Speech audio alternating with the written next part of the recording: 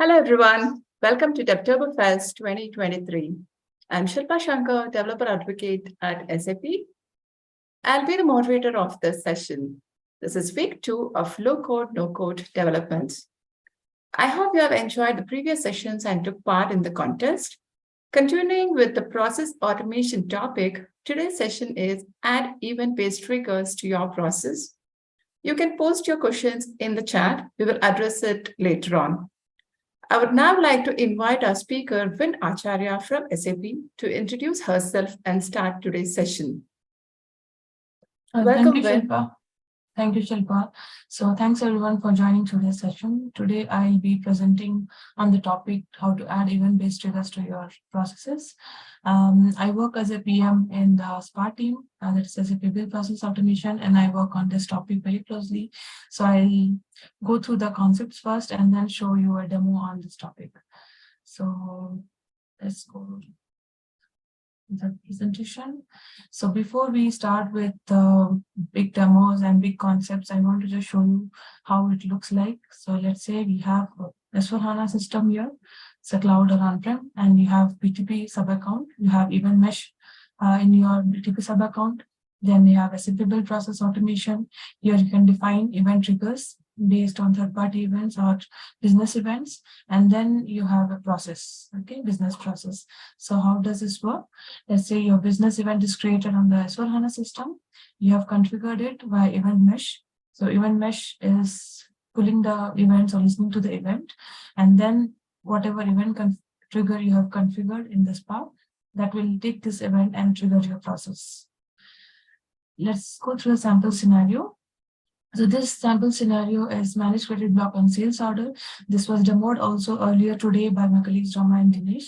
So this is the SAP S/4HANA system, and this is the BTP sub-account. Here you have event mesh, and here you have SAP Build Process Automation. Let's say the sales order event is created. So basically, you can have a credit block also during the creation of sales order or later. So let's say we are going for the created scenario, and then we have event mesh. Event mesh then is configured in the event trigger for this particular event. And we have an API to get the sales order option. So why do we need this API? Mostly the events that come from the S/4HANA system, they only contain minimal payload. And in order to start any business process or do some meaningful process, you will always need to call more APIs. So we are calling the API with the ID that we get of the sales order, and then we check whether the sales order is in blocked state. Yes, then we will continue with the rest of the process, but if it's no, we end it here. So when we say yes, we continue with the rest of the process, there could be mix of approval forms, decisions, then further post calls, further email notifications. There could be many things in the complete process. Okay. So now going to the leading use case that we have here. So this is also from S/4HANA. I'll tell you the problem now with the current process. Right now we are having a customer return process, which is a very lengthy process. There are many users that need to be involved in this process, and the end-to-end time taken for this process is really huge. So what we want to do is we want to add value using SAP Build Process Automation, and the main point here is we want to start this process with the event trigger. Now going to the process here, let's bring this up. Yeah. So this is a typical scenario. You can have an automation create return orders in the S/4HANA system. Whenever the return order is created, you can get the return order details, and you can go for execute picking and post goods issue. These are the two steps.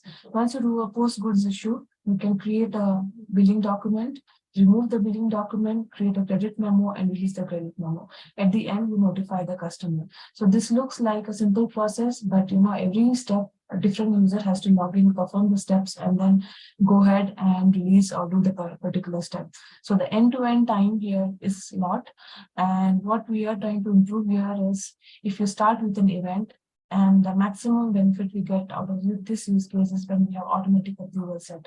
Generally, when we create processes, we could say like if an order amount is below, let's say 100 euros, then you can go for automatic approval. So what we can do is we can just start with an event, create automatic approvals for all the steps, and just use the APIs to do the needful. Then we can have the entire process exactly run instantly. So that is the beauty that we can unlock here. Now, important references. I'm coming to this first and not last because I don't know at the last how much time we'll get. So this is a document that gives you details how you can create business event triggers, step-by-step processes, prerequisites that you need to follow. And this is a blog that details exactly the complete use case that I'm going to show today. Why, what, all the description, all the details you need to know, how you can use the exact data that you can use, and you can go through the blog here. Okay, now let's go through a sample user journey. So first is the user will create an event trigger, the starting point of a process. We had API triggers, we had form triggers earlier, but now this is event trigger. You can start in real time with an event come from a different system. Then we can design process based on that business need. Then we deploy the project. You can manage the trigger instance if you need it. Then the event occurs in the S/4HANA system and the process is started. So this is the sample project that we'll be creating. So this is a trigger, and then we will read the header of the specific customer return. We can also read the advanced returns. So this will be required generally for the next steps of action when you want to do some post. Then we can approve the picking process. So basically, after a customer return is created, next step is picking. So we can approve the picking process. Once it is approved, we can do a post call and we can send an approval mail. And also we can do a rejection wheel. So there are too many action calls here. Action call is basically an API call. You can do a get, post, delete, update, all this, but maybe we will not do so many action calls. This is just a sample. Maybe I can skip one or two. Okay, let me go to the demo system now. Okay, so here is the lobby. I can say create, I build an automated process, and I will say customer return leftover test demo. I can leave the description for now. So I have the process now.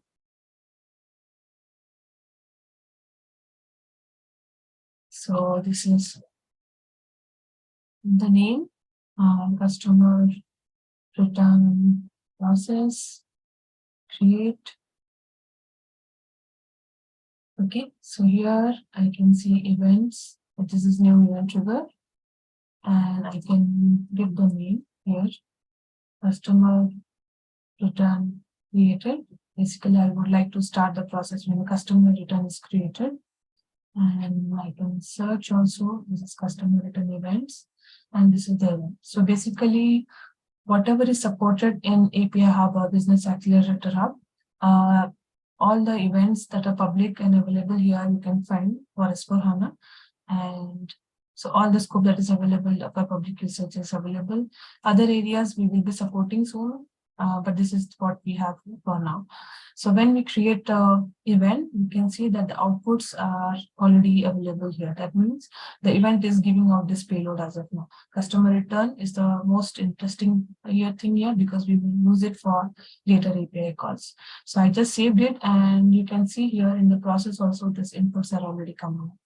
Now you say add, and I want to add an action. That means I want to have a follow-up call. So I can say I already have these created actions, and I want to read the header of this specific return order.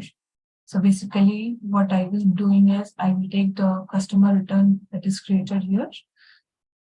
So this is the customer return number, and I will be creating also a new destination here. So I can see here customer return destination and create, and this will take the input as customer return, and this will give me very detailed output for the customer return. This is the complete details of the customer return. Now after I get this, I would like to have an approval. So this is an approval, so I would say up to picking for customer return. Okay, so create. I can give a subject, so here it will be approved customer return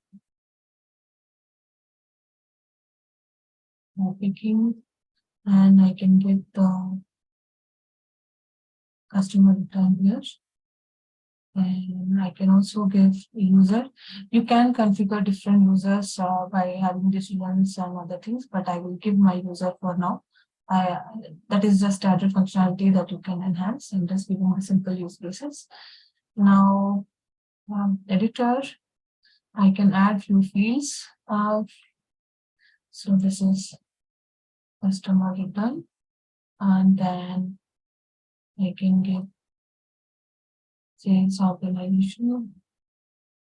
Then I can give also what is interesting as amount, and then currency.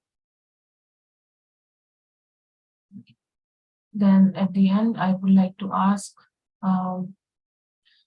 do you want to approve the customer return or ticket? Okay. And it would be good to always have a comments. I can take it down and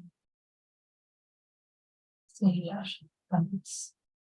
Okay. Now I need to map. So this is read only. That means the data will come from previous steps. So this is also read only. Currency is also read only. Comments we can make it required, but it's okay. We can just leave it as of now. And then this is form is done. Okay, save. So we still see a red mark because it's not yet connected to the end. So let's do one thing. I will just have a rejection wheel when this is rejected. So again, you can configure the users who will get this. For simplicity, I can be my user for now. And subject is customer return picking request is rejected. And I can give the mail here. The customer return picking request is rejected. Okay, so let me try to add the customer return number. Okay, basically I can do it here.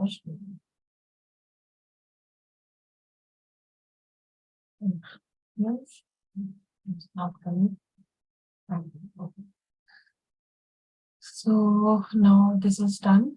We have rejection mail, and we can then end the process here. And what happens when it is approved? We can add another action just to showcase. So let's check again. We can go ahead, select another action that reads the advanced return process steps. That means after a customer return is created, S4HANA creates some additional documents that should be processed in the further steps. I'll show that in the later part when I create it in the system, in the S4 system. So this is the same destination, and input is customer return. This is the same input. I need the customer return number, and it will give me the result as an array of set of documents. So this will be an array of documents. This will come out. So now let's also add approval mail. So approval mail, and to again I can put my name. Subject is customer return for picking. Then they will open the mail and say hi. Customer return is for picking. And I can also give the customer return number. So this is done. So this is the process, and okay, done. There is some error here. Approval mail is missing the mandatory fields. 2 is given. 1 is given. Some time to reflect. So I'll save, and let's just run through the process. But here I think we have not given the mapping. So this is the form, and we will go and map it. So here we have the previous steps. So we can say currency, and we can go for the customer return, not this one. Not go for this one. Let's go into the same process. Customer return here, the net amount is value, sales organization. Okay, this is a big list, so we need to check where it is. Also, you can do a search. Sales organization, then yeah. So currency, return, net amount, sales organization. That's it. Done. So there is no more error, at least on the console. Now you see, we have the trigger. We have an action that takes the customer return ID, gives us details of the header. These details are populated in the approval form. Once we approve, we have an additional step to read further details. Basically, you can follow it up with different sets of action of post, and for the further steps, you can continue this process. And then an approval mail, and here we have a rejection wheel. So this looks all fine. Now let's release. Okay, and deploy. So we can go ahead. Customer return destination. I already have the destination configured for the API calls. We don't need a destination for the trigger. It's only needed for the API calls that we want to make.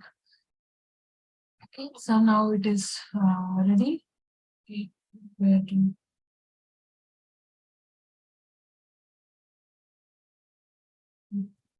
So here is the S/4HANA system.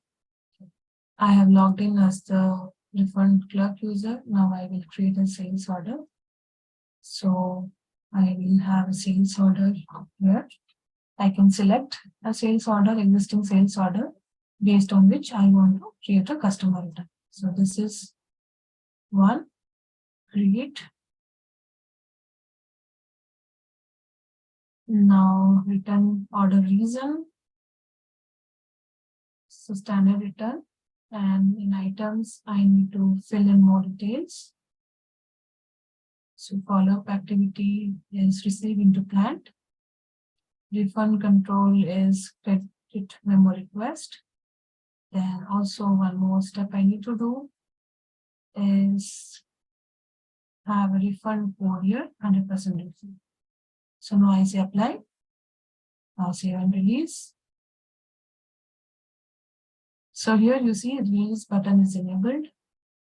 Now just a few seconds and we will see that it is disabled.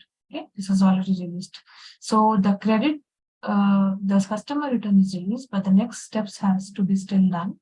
So this is what you see will be the next step. This is the first sales order. We created this customer return now. There will be return delivery document based on which we will do the picking and post goods issue. This is a credit memo request based on which we will create a billing document, release it, and then send a notification. So after all this is done, there will be a journal entry that will be created here that marks the end of the process. So we will do only a few steps here, only the next one step we will do here. So now we will go back here, and ideally I should have already got a form to approve. So this is the form that I've got. So just to validate here, 623, that is the number. Here we will get this form.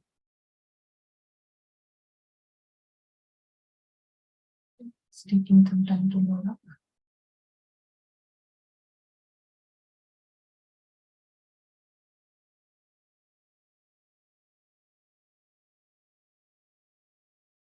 It's taking some time. Okay.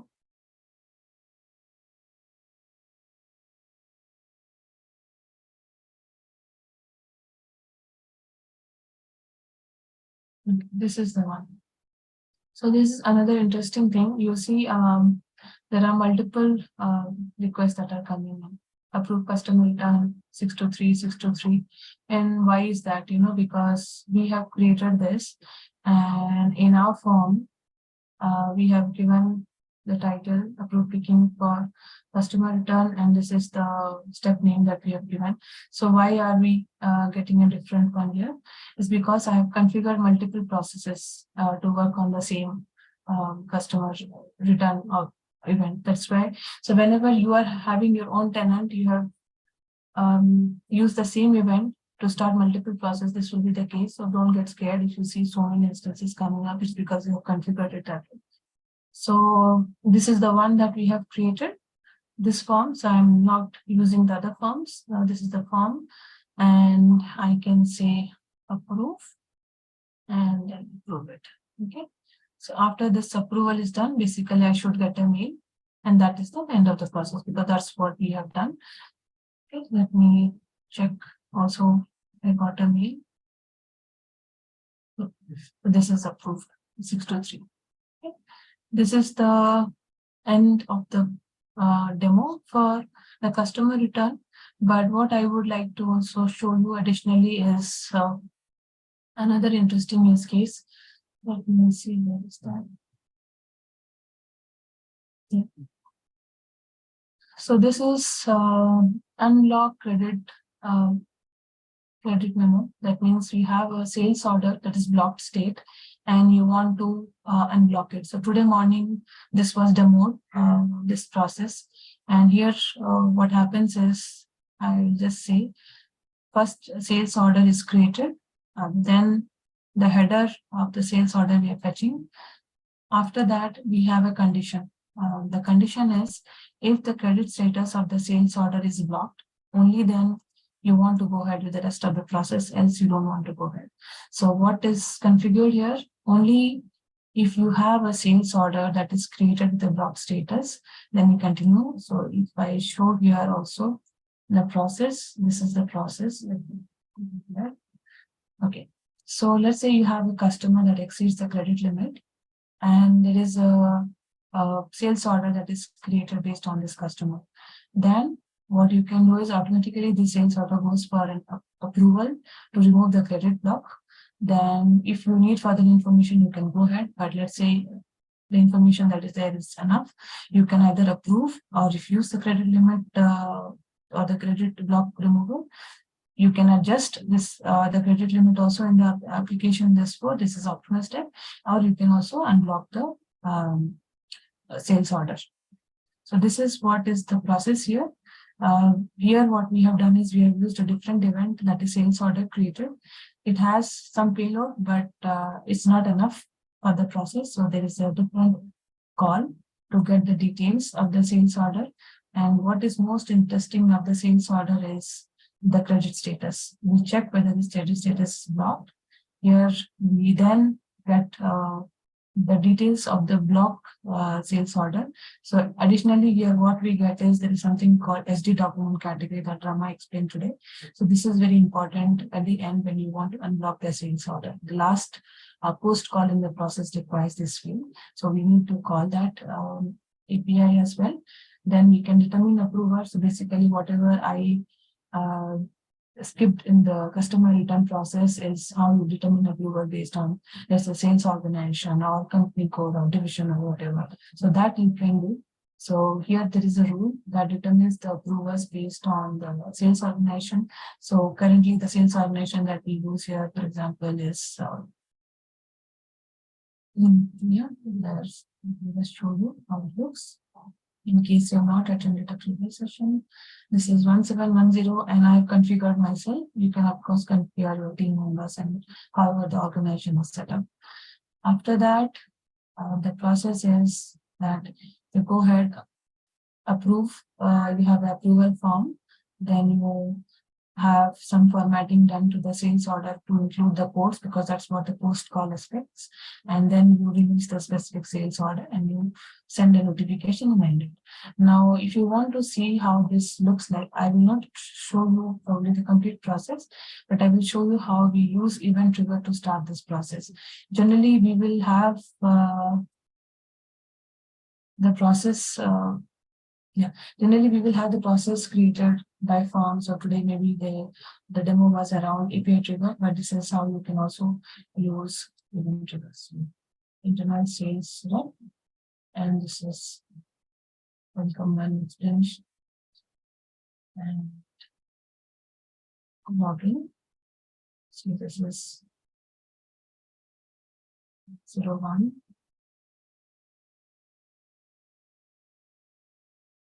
So this is the sales order.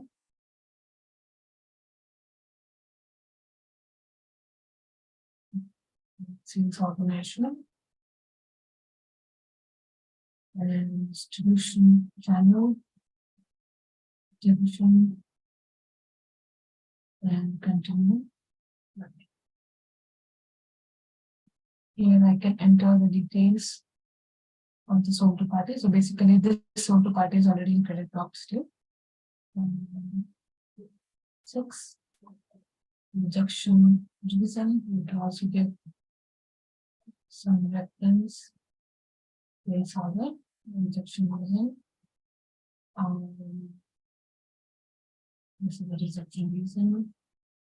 Configuration is 111.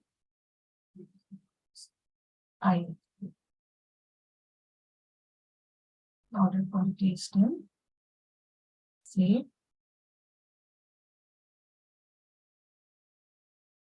Okay, now there will be a check. Apply. Continue. So basically what I'm trying to show is the sales order that we have created. This is in a credit block state. And how do we know that? So you can go here, go to display, document flow.